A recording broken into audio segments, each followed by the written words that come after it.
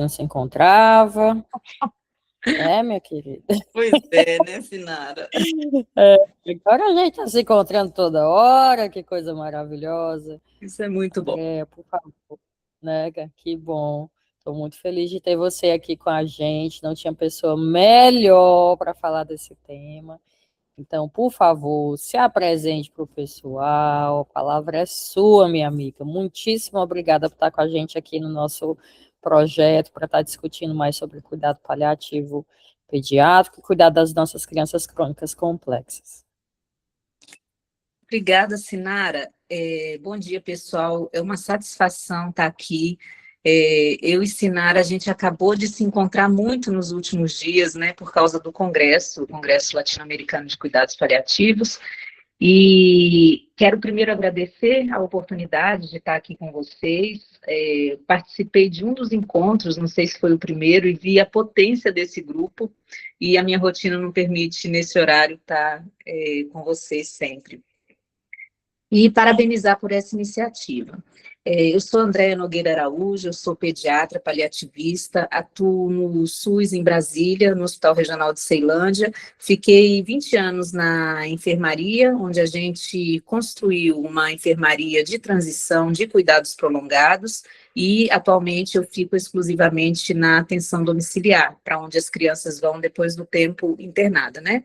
O Hospital Regional de Ceilândia é um hospital do território, então ele recebe as crianças que vivem naquela região, e eu acho que a gente conseguiu lá fazer a virada para o século XXI, que é oferecer o serviço que a criança precisa perto da casa dela. Fiz minhas formações buscando sempre, não foi com uma intenção acadêmica, foi me qualificar para oferecer o melhor cuidado. Então, fiz especializações, mestrado e faço política, embora eu não tenha nenhum cargo eletivo. E eu acho que é disso que a gente vai falar aqui um pouquinho hoje, porque Sinara pediu para falar sobre a Política Nacional de Cuidados Paliativos e as crianças. Política, né, vem do grego, e polis significa cidade, e tikos, o que é público, o bem comum. Então, é a forma como os grupos se organizam para decidirem o que vai afetar a todos. Eu recorro a essas fotos para fazer uma distinção muito básica entre macropolítica, que é aquela que opera nos grandes sistemas e instituições, e a micropolítica, essa que acontece todos os dias no plano íntimo e coletivo. Então, quando eu falo que eu faço política, é isso que a gente está fazendo agora juntos, vocês com o PED Educa, quer ter uma atividade que tem a intenção de organizar e modificar o dia a dia de todo mundo. E aqui, no nosso caso, das crianças com condição crônica complexa e do nosso trabalho. Quando eu montei esse slide, eu pensei assim, para aquecer um pouco, vamos fazer um quiz. Eu falei, não, aquecer um pouco em Fortaleza não deve ser o caso. Então, vamos lá para um quiz. Se alguém puder, mais de uma pessoa, quiser dizer o que representa essa imagem. Vou dizer que quem leu O Pequeno Príncipe vai saber.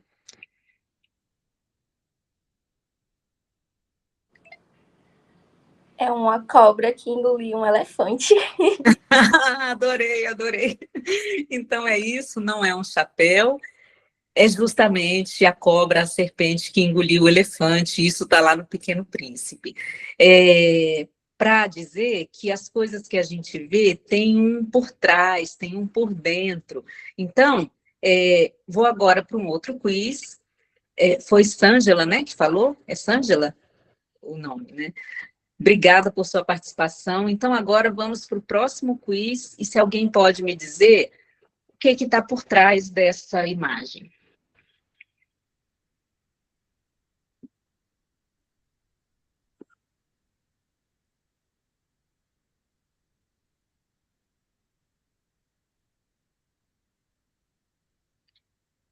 Três, dois, um, pé! Ninguém falou, então vamos adiante. Olha o que está por trás dessa imagem. Essa curva é a curva da taxa de mortalidade infantil no Brasil. E aí, tudo que está escrito em letrinhas são as políticas públicas que fizeram isso acontecer. Então, quando a gente olha um fato, um evento, reduziu a taxa de mortalidade infantil de forma impressionante no Brasil, é porque tem gente fazendo política em todos os níveis, da macropolítica, da micropolítica, e as políticas públicas estão nesse balaio, né? Se a gente olhar esse gráfico, ele começa em 1940, vai até 2017, então ele nem está atualizado, mas a gente sabe que o Brasil saiu nos últimos 50, 60 anos de uma taxa de mortalidade infantil, que é a taxa de mortalidade infantil do Afeganistão hoje, para uma taxa de mortalidade infantil de 2 dígitos, sendo que alguns municípios do país, algumas regiões já têm uma taxa de mortalidade infantil de 1 dígito. Isso foi mágica? Não, isso não foi mágica, isso foi política. Se a gente olhar lá nos anos 70, antes do SUS, e sabe o que eu acho mais incrível? É que o hospital que eu trabalho é um hospital do território. E lá eu vejo acontecer, por exemplo, a Rede Cegonha, quando ela tinha esse nome. Então, são as políticas que dão certo, que de fato elas estão nos lugares, elas mudam realidade. Então, nos anos 70, antes do SUS ainda, programa materno-infantil, programa ampliado de imunização, que é o precursor do PNI, a triagem neonatal para fenilcetonúria em 1976, lá nos anos 80, Programa Nacional de Incentivo ao Aleitamento Materno, o Programa de Atenção Integral à Saúde da Criança, o PAISC, o que está em vermelho está no nível das leis, tá? Então, a Constituição Federal em 1988, que trouxe o SUS, que foi muita luta social. Depois, anos 90, o SUS foi regulamentado, surgiu o Estatuto da Criança e do Adolescente, Iniciativa Hospital Amigo da Criança, Programa de Saúde da Família, a Estratégia IDP, todos os nomes que a gente que cuida de criança escuta, né? O método canguru, já no século XXI, no século XX ainda, porque foi ano 2000, o Programa Nacional de Triagem Neonatal, Comitê de Prevenção de Óbito Infantil e Fetal, Pacto pela Saúde, as redes de atenção à saúde, a Rede Cegonha e Lei para Políticas Públicas para a Primeira Infância, PENAISC em 2015 e muitas, né? Muitas normativas que fizeram isso acontecer. Observem que existe nesse rol programa, existe lei, até a Constituição Federal, existe portaria e lei, né? Eu não sou do direito, obviamente, eu sou da área da saúde, como a maioria aqui deve ser, e aí só para lembrar, caso ainda não tenham escutado, que existe uma hierarquia das normas. Então, no topo da hierarquia está a Constituição Federal, daí se desdobram as leis que estão no âmbito do Poder Legislativo e os desdobramentos do Poder Executivo para fazer, de fato, as leis acontecerem na vida real, que são os decretos, as resoluções, portarias, deliberações, normas técnicas, cadernos, várias dessas, né? O que, de forma bem simples, que eu posso falar, é assim, a Constituição Federal está lá escrito, no artigo 196, que a saúde é direito de todos e dever do Estado. Ok, mas para isso acontecer na vida real, então isso tem uma força muito grande, porque é a lei máxima do país, a Carta Magna, mas para isso acontecer na vida real, tem que ser desdobrado dizendo como que isso vai acontecer. Então, vem as leis e os atos normativos do Poder Executivo, que ganham concretude, né? Permite que a ideia da lei se manifeste na vida real. Então, o que a gente tem no Brasil sobre normativas para cuidados paliativos, né? Não, o Brasil não tem lei para cuidados paliativos, mas isso não impede a mudança da realidade, é isso que eu quero mostrar um pouquinho. A gente tem, então, a Constituição Federal, a Carta Magna, a figurinha ali da hierarquia das normas está ali para ajudar, que é de 1988, e que o SUS está lá contemplado na Constituição Federal. Depois disso, para falar de cuidados paliativos, a gente tem muitas resoluções do Conselho Federal de Medicina. Olha que resolução, está lá na base da pirâmide, é uma norma com pouca força, mas que ajuda a dar concretude ao ideário, né? E resolução do Conselho Federal de Medicina, ela não é para normatizar a vida social, ela é para normatizar o trabalho do profissional médico, para normatizar o trabalho dessa categoria. Acontece que na falta de uma outra normativa, quando envolve cuidado em saúde praticado por profissional médico, se não tem outra norma, acaba que a resolução do Conselho Federal de Medicina é o que vai normatizar.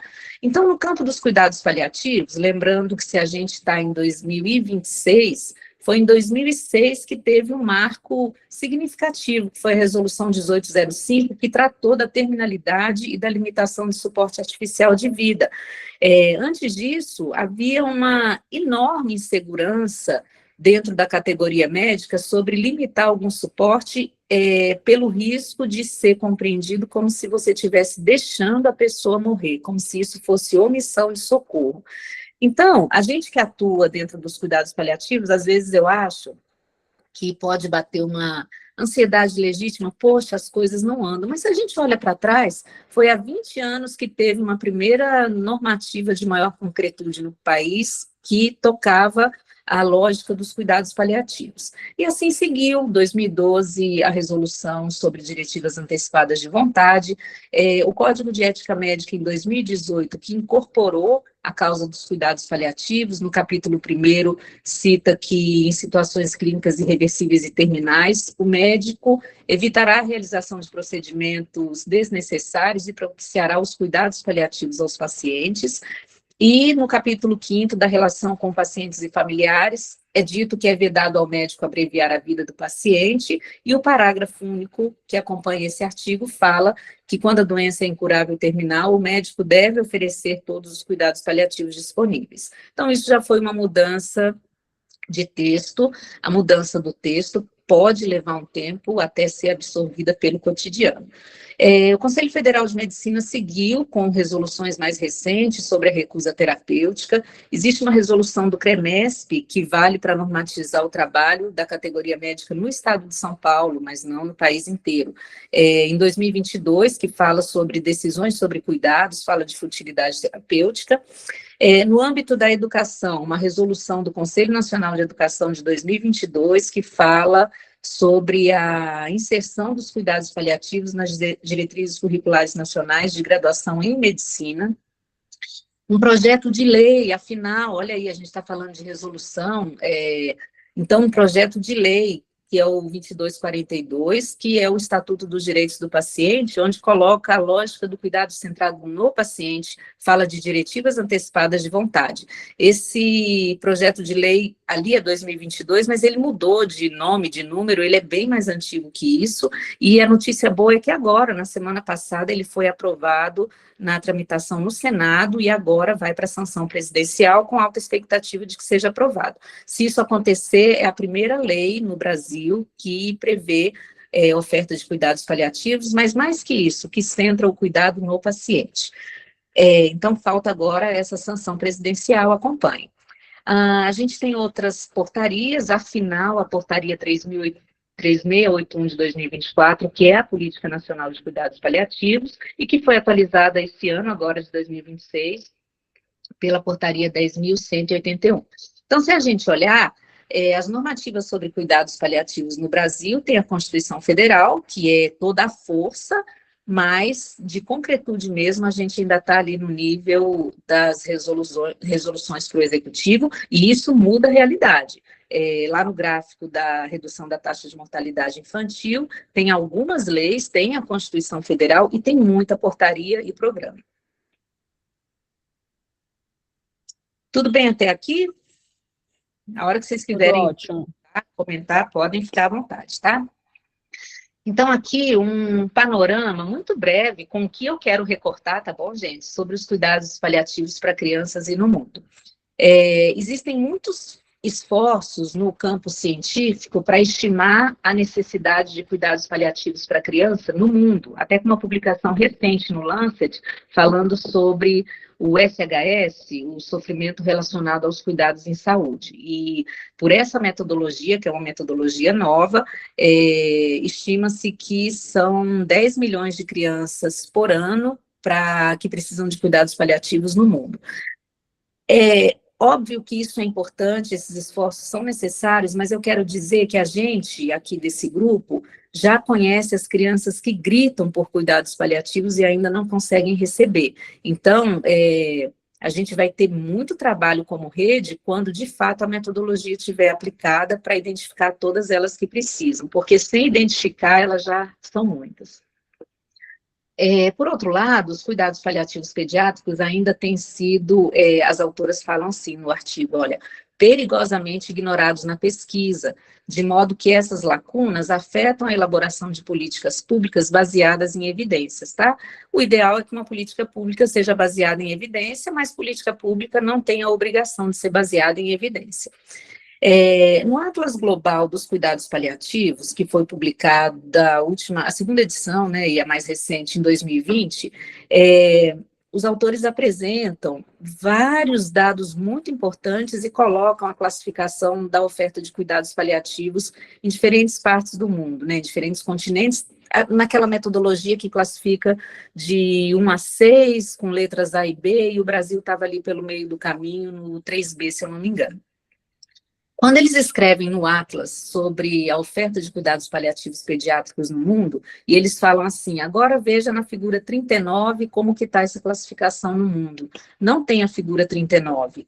E tudo bem, né? É um produto humano, foi um trabalho incrível e está sujeito a erro editorial e tudo, mas não ter a figura dos cuidados paliativos pediátricos eu acho bastante simbólico, porque a gente ainda opera muito na invisibilidade, né? O que acontece aqui no nosso país? A maioria, segundo o último Atlas de Cuidados Paliativos da ANCP, 2022, a maior parte dos poucos serviços de cuidados paliativos, a maior parte opera com base hospitalar ou ambulatorial. A gente vai ver logo ali que a Política Nacional de Cuidados Paliativos traz outra estratégia, focando muito no cuidado domiciliar. E poucas crianças no Brasil ainda recebem cuidados paliativos em domicílio. A literatura nacional já, com uma publicação da Aline Rocha e o grupo do Instituto Perdizes, traz uma revisão sobre os desafios na transição do cuidado do hospital para casa. Certamente, se vocês lerem esse artigo, vocês vão reconhecer todos esses desafios. E lembrando que existem crianças que ainda nascem, vivem, morrem no hospital, como se estivessem desenraizadas de onde vivem, né, de onde a vida acontece, que é no território. Então, como que chegamos até a Política Nacional de Cuidados Paliativos? Eu gostei muito dessa foto porque ela retrata isso, olha, uma política, como outras, né, que ela não acontece de forma linear, ela a vida até que ela aconteça é muito sinuosa, desviando de pequenos, grandes obstáculos, e se a gente observar ali na estrada, cada um dá a sua contribuição ao seu modo. Tem quem vá de carro, tem quem vá de bicicleta, tem quem vá a pé carregando peso, e tem quem nem aparece nessa estrada porque estava fazendo outras coisas igualmente importantes no mundo da micropolítica. Então, se a gente olhar para a macropolítica, como que chegamos até a PNCP? Através de marcos normativos. O primeiro marco significativo foi uma resolução da Organização Mundial de Saúde, que aconteceu na Assembleia 67, no ano de 2014. E está publicada essa resolução, que fala que é necessário o fortalecimento dos cuidados paliativos como um componente de cuidado integral e longitudinal, né? Integralidade e longitudinalidade são coisas importantes, são atributos da atenção primária e que falam do que os cuidados paliativos falam, que é cuidar da pessoa inteira, na sua integralidade, ao longo de toda a vida. Longitudinalidade, porque os cuidados paliativos são a partir do diagnóstico, né? Isso foi 2014, lembrar então, poxa, que de 2014, no primeiro movimento da OMS, por uma resolução, até 2024, quando o Brasil publicou a sua primeira política, não foi tanto tempo assim, né? E em 2021, a OMS destrinchou, porque existia uma resolução dizendo da importância, dando direcionamentos no macro. Em 2021, ela destrinchou, dizendo como que isso precisa ser feito, né, para acontecer.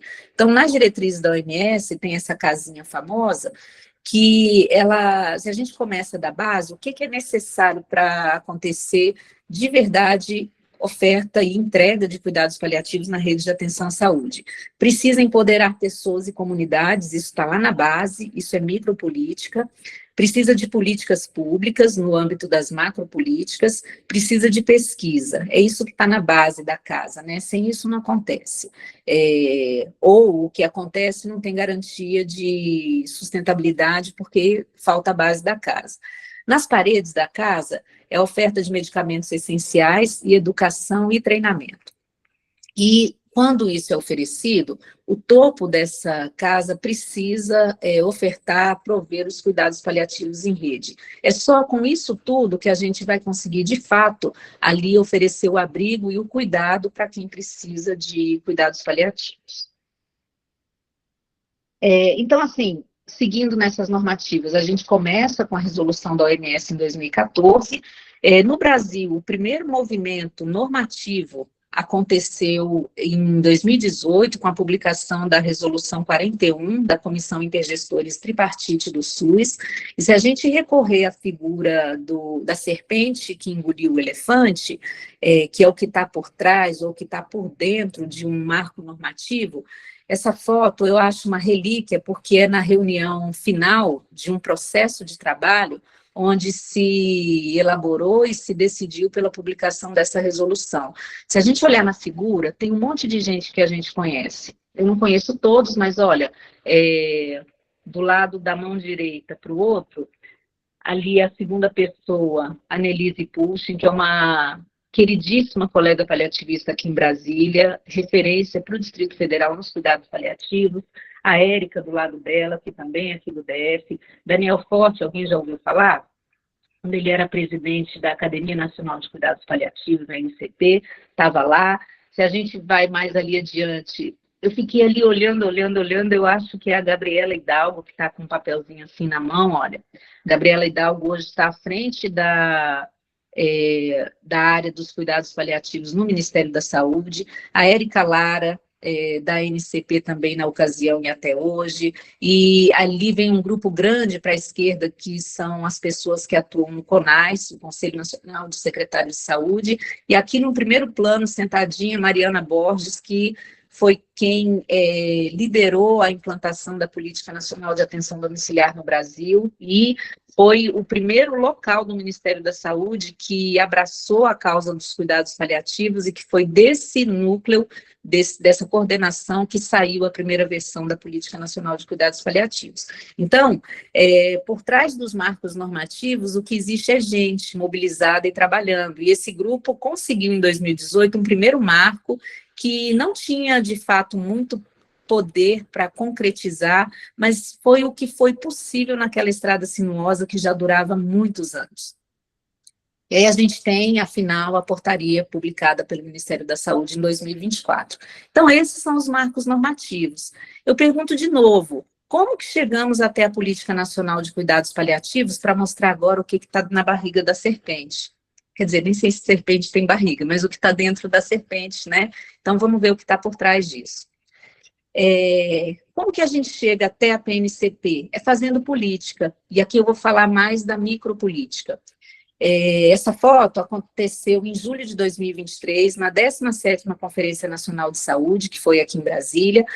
O pessoal que está de laranja e todo esse movimento é uma mobilização da Frente Paliativistas, um movimento social incrível, liderado pela Julieta Frippe, de Pelotas, que é agora onde, não é à toa, que está habilitada a primeira equipe matricial de cuidados paliativos do país, e o Samir Salman, que é de São Paulo, o Instituto Premier. Então, eles lideraram um movimento incrível, que eu participei dele desde o começo, convocando, através do WhatsApp, no começo do ano de 2023, quem estava interessado em se organizar para participar de todas as etapas das conferências de saúde daquele ano, em todos os estados. E, naquela época, foi o uso mais inteligente que eu conheci do WhatsApp como ferramenta, porque eu falei, nossa, o WhatsApp é super útil, nem sei viver sem ele, mas um grupo que conseguiu se articular nacionalmente através dessa ferramenta. As conferências as conferências de saúde, né, o controle social é uma instância legítima do SUS para deliberar, e essa organização permitiu que a a pauta dos cuidados paliativos, é uma proposta, né, com garantia de financiamento, isso é muito estratégico, porque precisa de dinheiro para viabilizar a política pública. Ela foi levada desde as instâncias regionais, aqui eu participei na Conferência de Saúde de Ceilândia, depois na do Distrito Federal, e aí das estaduais fomos para a nacional. E isso foi aprovado. E olha só, esse movimento, ele está previsto e recomendado pela Conferência de Alma-Ata, em 1978, que foi o grande movimento da OMS para a implantação da atenção primária à saúde como estratégia de organização do sistema de saúde. Então, o documento de Alma-Ata fala que é direito e dever dos povos participarem individual e coletivamente no planejamento e na execução de seus cuidados de saúde. Então, a gente está fazendo política, né? Inclusive, quando a gente está aqui, essa hora da manhã, conversando a respeito. Como que chegamos até a política? Antes da Conferência Nacional de Saúde, que aconteceu em julho, já tinha movimento, olha só. Eu errei numa fotinha aqui, mas não tem problema, não. Isso aqui é depois, tá, gente? Então, julho de 2023 foi a Conferência Nacional de Saúde que aprovou essa proposta, foi incrível a mobilização, e aí entre julho de 2023 e maio de 2024, quando a política foi publicada, os movimentos continuaram acontecendo. Essa foto da esquerda é no Ministério da Saúde, quem está aqui de costas no primeiro plano, coordenando essa reunião, é a Mariana Borges, da Coordenação de Atenção Domiciliar, que foi a área de onde saiu a política, e aqui eles convidaram a sociedade civil, representações da sociedade civil, uma vez que já estava aprovado na Conferência Nacional de Saúde. A conferência tem poder deliberativo, então o Ministério agora tinha instrumentos para falar, aquele pessoal que trabalhava há muito tempo, para falar assim, alta gestão do SUS no Brasil, a mobilização popular, que é Política Nacional de Cuidados Paliativos, não dá mais para adiar. Então, a área técnica chamou entidades, a MCP, a Frente Paliativistas, o CONAS, CONASEMES, um monte de gente que estava online, para discutir o desenho técnico da política. Eles não tinham obrigação de fazer isso, mas eles chamaram, né, a sociedade civil organizada. Essa foto da direita foi em dezembro de 2023, no Congresso Nacional. Aconteceu uma sessão solene também por mobilização, que a Frente Parlamentar dos Cuidados Paliativos promoveu sobre os cuidados paliativos, né? Então, essa sessão não é deliberativa, mas você ocupar a Casa das Leis no Brasil para trazer a pauta dos cuidados paliativos é um espaço que tem que ser ocupado. Isso mobiliza, isso sensibiliza, então chama, a gente vai lá. E aí, em maio de 2024, vem, afinal, a publicação da Política Nacional de Cuidados Paliativos, que é um marco histórico, né, no SUS, e que, eu espero ter mostrado isso, ela não nasce do nada, ela nasce da mobilização das pessoas. Aqui, gente, é assim, um grande resumo do que é a Política Nacional de Cuidados Paliativos, na sua primeira versão, e aí eu vou passar também rapidamente o que alterou na versão mais atual, né? Então, vejam, a gente já tem 2 versões de portarias, né? Um caminho promissor.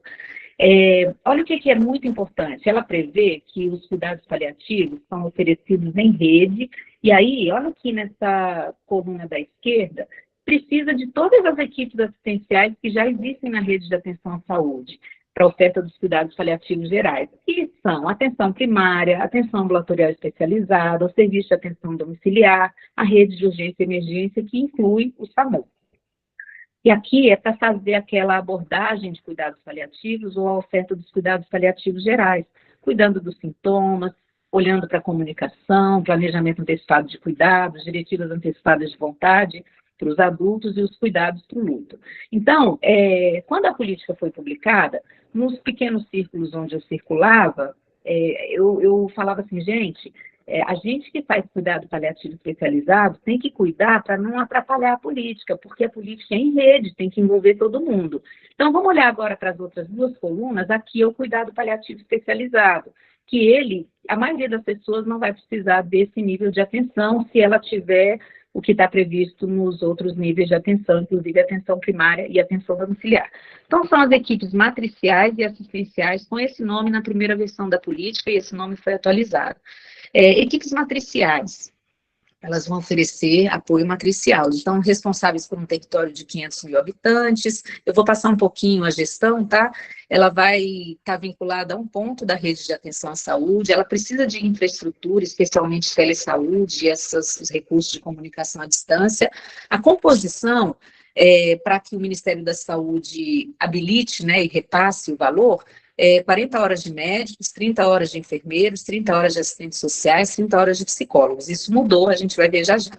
E o repasse para uma equipe habilitada é de R$65 mil, e olha aqui a luta da micropolítica se manifestando na macro. Para não esquecer das crianças, a gente conseguiu isso, o que a política previu é que a equipe matricial que tiver pediatra, ela vai ter um repasse maior. Então, tem toda aquela composição ali de cima, e com o pediatra tem um repasse maior.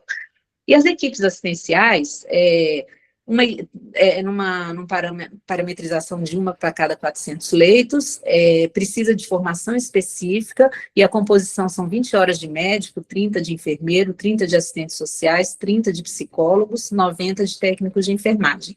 E o repasse é de R$44.200 mensais para uma equipe habilitada.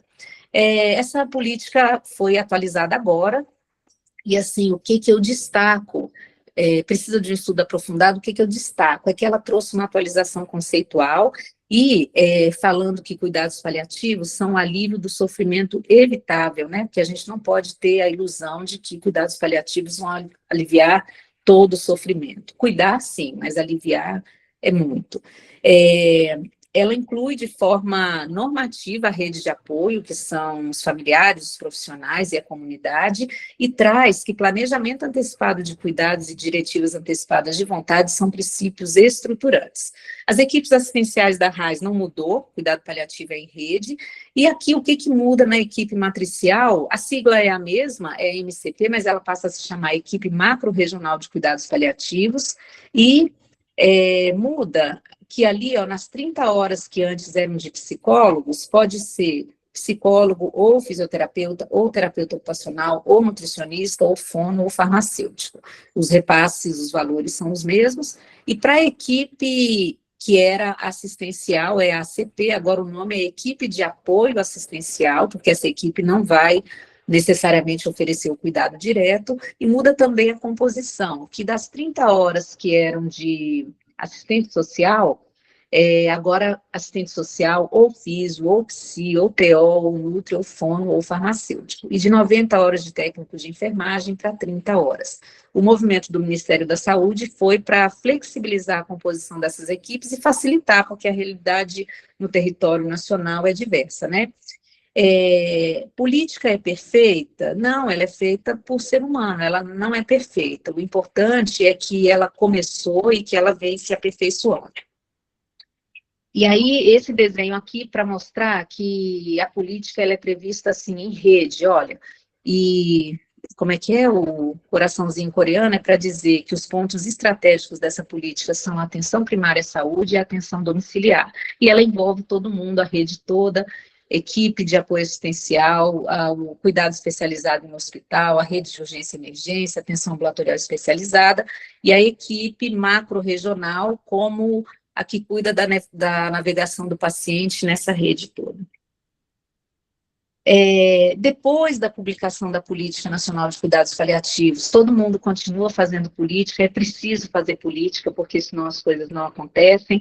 Foi publicado em maio de 2024, em agosto de 2024, de novo, o Ministério da Saúde chamou representações do SUS e áreas técnicas. Eu tive a oportunidade de participar como trabalhadora da atenção domiciliar, que cuida de criança. Então, eles procuraram ouvir as múltiplas vozes. E a gente está fazendo política até hoje, Sinara e eu de ressaca do Congresso, que foi maravilhoso. Quem mais esteve por lá foi o Congresso Latino-Americano e Brasileiro de Cuidados Paliativos, que terminou sábado em São Paulo. Gente, foi um universo de coisas incríveis, maravilhosas, e isso também é política, um outro campo. Eu destaco aqui algumas fotos em que a Sinara está, essa da esquerda é numa mesa redonda maravilhosa, que falou sobre cuidado, informação e esperança. Então, está ali Sinara. Foi uma mesa incrível, ela foi citada por doutora Ruth Kiman, que é a matriarca dos cuidados paliativos pediátricos na América Latina. Essa figura do meio, no dia do encerramento do Congresso, isso aí é a rede de cuidados paliativos pediátricos na América Latina, discutindo os desafios e os caminhos que precisam ser avançados, e os encontros maravilhosos, porque a política tem a dimensão afetiva, é aquilo que toca o nosso coração, que a gente se mobiliza para fazer andar.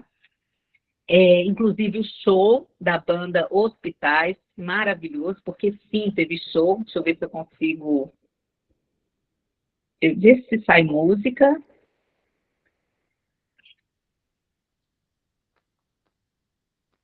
Acho que não está. Tá sem áudio.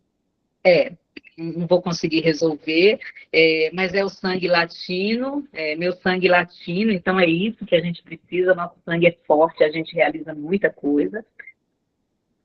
E, caminhando aqui para encerrar, eu deixo isso, que assim, a gente precisa trabalhar para que os cuidados paliativos alcancem todas as crianças que dele precisam, e que alcance também no território, que é no território que a vida é possível, né? Quando o nosso trabalho é distante do território, ele é um componente desse elo que idealmente pensa que a criança deve estar no território, que a gente não se acostume, não naturalize de que nascer, viver e morrer no hospital é normal, isso não é normal.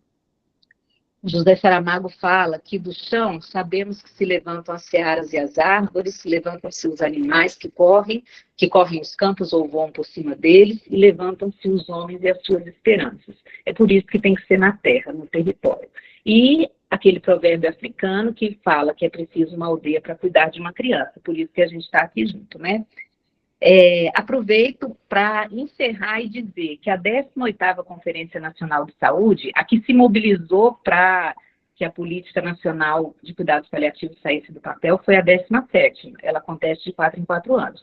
Então, em 2027, acontece a 18ª Conferência Nacional de Saúde, e o Conselho Nacional de Saúde já colocou os eixos temáticos, e presta atenção no 4, que vai tratar do modelo de atenção e gestão, dos territórios integrados e do cuidado integral. Então, está aí o campo para se discutir e concretizar e melhorar a oferta de cuidados paliativos. Vamos nos mobilizar no nosso território, cada um no seu quadrado, aqui literalmente eu fico no meu quadrado, no Distrito Federal, então essa mobilização é essencial, acompanhem no município de vocês, quando que começam as etapas municipais, para depois as estaduais, para que vocês cheguem como delegados na Conferência Nacional de Saúde e levem essa discussão adiante. Como o Erasmo Carlos, naquela música linda, que é Sementes do Amanhã, fé na vida, fé no homem, fé no que virá, nós podemos muito, nós podemos mais. Vamos lá fazer o que será. Obrigada, gente, parabéns pela mobilização de vocês. Isso é política também.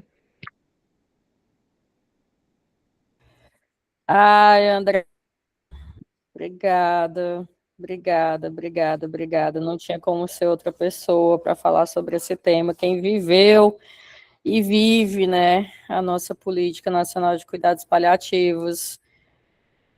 E está acontecendo, né, no Congresso eu fiquei me questionando, assim, muito isso, né, cada momento que estava acontecendo, nossa, a gente está vivendo, né, a política, as mudanças, as coisas que estão acontecendo dentro da nossa pediatria também. Vou deixar o pessoal aqui, alguém quer pontuar alguma coisa, aproveitar essa mulher maravilhosa, meu povo, vocês querem perguntar alguma coisa? Eu tô de ressaca, tô até doente, André. Também foi muita energia que você deu. Fui treinada. Ainda não superei, professora Ruth. Pois é. Não, olha, gente, eu estava lá, a Sinara foi citada pela doutora. Foi demais, não superei ainda. Mas é incrível, né, André? Assim, como cada vez mais, eu acredito que nós que trabalhamos com cuidado paliativo, a gente é engolido pela política, realmente, né? Se você entende, né, a importância, você de fato começa a compreender as leis, né, e essa micropolítica que você coloca, né, esse movimento, a necessidade de você estar mais engajado. E interessante, a Nina, ela não está aqui hoje, eu já estava até dando uma olhada, que é assistente social que trabalha comigo, ela sempre pontua isso, né, como é necessário a gente estar envolvido cada vez mais nessas políticas locais, assim, porque é isso que gera essa mudança local, né? E aí você pontuou agora o Conselho Nacional, e eu já estava dando uma olhada, porque essa coisa do ser delegado, né, de você meio que estar representando o local, faz parte desse movimento todo, porque às vezes a gente fica se questionando como que essas mudanças acontecem, mas na verdade a gente faz parte dessa mudança, né? Então, te agradeço demais por ter dedicado um tempo, além de estar à frente de todo esse processo de mudança, viu, André? Desculpa, Paty, eu acabei silenciando só para concluir o que eu estava falando. Pode abrir seu microfone.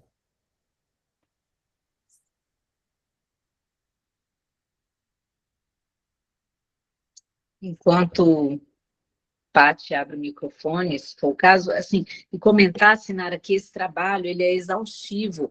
Achei aquela foto tão incrível na curva sinuosa que cada um vai à sua maneira, né? E porque às vezes a gente pode pensar, poxa, mas eu já trabalho aqui no meu serviço, ainda tenho que me engajar com política. Sim, se a gente quiser que a realidade mude, a gente tem que se engajar com a micropolítica, prestar atenção na macro, né? Mas é um trabalho que, como tem que tirar uma coisa que ainda, agora já existe, mas ela ainda é muito incipiente, ele demanda energia demais. Então, eu gosto daquela figura que fala que os pássaros voam num formato de V, porque ficar ali na posição da frente exige muita energia daquele pássaro. Então, quando ele cansa, ele vem para o final, onde ele está mais protegido, tem ali, diminui a resistência do ar, e o outro assume a liderança, e assim o grupo vai. Então, o trabalho em política é exatamente isso, ele é necessariamente coletivo, né? Perfeito, André. Perfeito. Muito obrigada. Fala, Só, Paty, sim. primeiramente, só parabenizar a aula, foi excelente. E ver que é muito bonito a gente conhecer a construção. Estou chegando há pouquinho tempo aqui, mas vejo que é uma trajetória muito bonita e que às vezes parece que está demorando muito tempo, mas a gente tem um curto intervalo, né? Que realmente essas medidas estão sendo implementadas. A gente trabalha muito aqui, talvez vendo a parte de hospitalização, ou seja, do especialista indo para os cuidados paliativos, indo para a base. Como é que a senhora vê a questão do contrário, no caso, que seria a nossa base, que estaria mais perto, que seriam as equipes de saúde da família, enfim, porque talvez tivessem que estar um pouco mais fortemente incluídas nessas políticas, digamos assim, porque eles acabam recebendo e sofrendo os efeitos, mas parte muitas vezes de cima para baixo e não, talvez, de baixo para cima, digamos assim. Patrícia, essa sua pergunta é ótima, obrigada. Eu fiquei pensando como que eu ia apresentar esse tema. Cara, no pós-congresso, ontem Sinara me mandou a mensagem, a gente voltou de viagem no sábado, né? Ontem era domingo, ela. E aí, confirmado segunda? Ai, confirmado, eu estava doida para você dizer que não, mas está confirmado. Então, assim, eu tentei trazer de uma forma leve para uma segunda de manhã, mas você pergunta sobre a realidade do território. Eu conheço a realidade do meu território, e assim, aí eu tenho opiniões, sabe? Eu acho que aqui no meu território a atenção primária ainda não está fazendo o papel de ordenadora da rede, coordenadora do cuidado para a criança com condição crônica complexa. Mas quando eu tento refletir sobre por que isso está dessa forma ainda, então tem uma questão básica que eu ouvi de um gestor numa visita técnica a um município, tem que olhar para a cobertura da atenção primária no território. Então, assim, a atenção primária, se ela não tiver cobertura ideal, se ela for sucateada, ela não vai dar conta dessa demanda e de outras, né? Então, esse é um ponto. E mesmo onde tem cobertura, se ainda não acontece, por que não acontece? Eu fico pensando que, como que a gente, especialista, e aí especialista em pediatria, serviço especializado de pediatria, o nosso trabalho por muito tempo escondeu a criança no hospital. Imagina o bebê que sai do território na barriga da mãe e que ele nunca mais volta. Não, o território não teve nem oportunidade de conhecê-lo, né? Então, essa aproximação a gente precisa fazer. E aí tem as formas de fazer na macropolítica, mas a gente trabalhando todo dia na micropolítica, e que quando eu escuto a experiência da Sinara, dos colegas desse serviço, vocês estão no serviço aqui no Distrito Federal, a distância geográfica é pequena, é fácil até a gente se deslocar, né, de uma região para outra. Não é a realidade brasileira, vocês estão na capital, em Fortaleza, de um estado que o território é grande, às vezes a criança que nasceu e viveu, mas não vai morrer no hospital, ela é originária de um município distante. Então, assim, vocês fazem a conexão com o município, dialogam, constroem, e aí a gente encontra de tudo. Ó, imagina que assim, ó, eu vivo aqui experiências do Distrito Federal, a gente tem o entorno, né, como se fosse a região metropolitana aqui, tem o estado de Minas, o estado de Goiás e o estado da Bahia. Então, às vezes, o diálogo na deshospitalização é com o município de um outro estado, não é do Distrito Federal. E aí a gente ouve de tudo. Por exemplo, aquele município que a atenção primária se engajou, nunca tinha visto aquela situação e recebeu uma criança, por exemplo, dependente crônica de ventilação mecânica invasiva, e tem um município que fala assim, não, eu não tenho como receber. Olha isso, é um município que é o território da criança, ele se permite dizer que ele não tem como receber. Isso é fato, ele pode não ter como receber, mas isso não pode ser um ponto final, tinha que ser uma vírgula, né? Eu não tenho como receber, vírgula, e vou me organizar para isso. A política, na sua versão agora, fortalece esse papel da rede. Então, eu acho que o desafio ainda é muito grande, mas a gente constrói ele no miúdo, no caso a caso, e se mobiliza para que as normativas mudem. Aí eu tenho notícia de que vocês conseguiram já deshospitalizar a criança para alguns municípios e tem dificuldades para outros, né? A realidade é que até municípios menores, em algumas situações, pode ser mais fácil do que estar no nosso entorno da capital, por exemplo, né, André? O Tiago perguntou aqui no chat, aula maravilhosa, já existe a pergunta fácil, André. Já existe um cronograma de implantação ou em construção do nosso Brasilzão, André? O que você está sabendo? Oi, Thiago, obrigada. Olha, eu não sei responder. Ontem eu procurei, a 18ª conferência vai acontecer em julho de 2027, e eu não sei, bom, enfim, é porque é de 4 em 4 anos, a outra foi 2023. Habitualmente, as mobilizações começam no nível mais territorial, mais municipal ou regional, no começo do ano da Conferência Nacional de Saúde. Aqui no DF eu ainda não procurei, porque eu estava por etapas, agora eu voltei do Congresso, agora eu vou começar a procurar. Mas como é 2027, a gente tem mais de um ano ainda para acontecer a Conferência Nacional de Saúde. Então, começa a olhar no seu município, e assim, as conferências, elas têm um papel de registro a partir do município, mas os bairros, as regiões administrativas podem também fazer suas conferências. Então, a gente está com a faca e o queijo na mão, quer saber da informação, vai ter a 18ª, já existe a diretriz, o Conselho Nacional de Saúde já publicou, que é de onde vem aqueles eixos temáticos, e organiza no seu serviço, no seu bairro, agita o seu município no lugar menorzinho, assim, geograficamente, onde você está em tempo para isso. Existe uma instância que são as conferências livres, então qualquer grupo de cidadãos pode organizar uma conferência livre, as regras sobre isso vão estar lá na diretriz que o Conselho Nacional de Saúde já publicou, e é uma ótima oportunidade de agitar a comunidade de verdade, não ficar com um diálogo restrito aos serviços de especialistas. André, o representante do Ministério da Saúde no Congresso até falou de